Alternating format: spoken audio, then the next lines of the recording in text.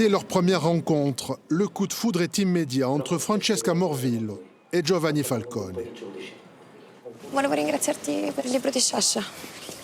L'ho portato ai ragazzi. E per le zagare? Per quelle non mi ringrazi. Ah, vero. Erano nel libro. No, non parlo di quelle. Parlo di quelle che ho portato a tua madre.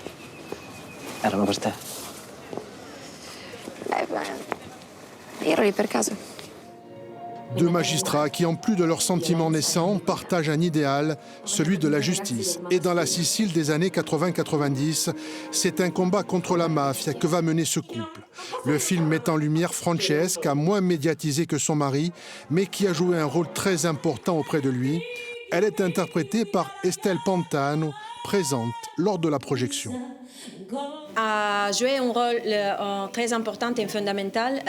Nous parlait de non n'être pas la femme d'un juge, de Giovanni, mais les deux sont amis, collègues, et on permettait la relation. C'est pas seulement une relation amoureuse, mais c'est une relation de collaboration et de lutte contre la mafia.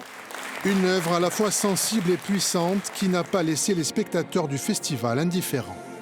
Je suis encore troublée par la force de ce film qui nous rappelle quand même des choses qui ont existé et qui est extrêmement bien fait, intelligent, avec des acteurs hors normes. Qu'est-ce qui vous a le plus marqué dans ce film, touché? Écoutez, c'est surtout la complicité entre les deux acteurs, donc le procureur et le juge. Hein.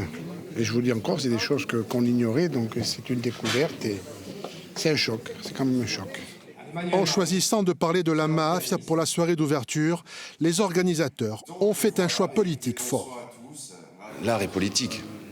C'est, à mon avis, hein, c'est là que la politique est le plus efficace, c'est quand c'est dans l'art et qu'on arrive à faire passer les choses à travers l'art. Voilà, après, je pense que c'est une bonne chose aussi d'en parler. Je pense que ça peut éveiller les consciences aussi sur certaines choses. Plus de 30 ans après l'attentat qui a coûté la vie au juge Falcone et à son épouse Francesca, le combat du couple continue d'inspirer des générations. Hier soir, étaient présents dans le public notamment des représentants des collectifs anti-mafia en Corse.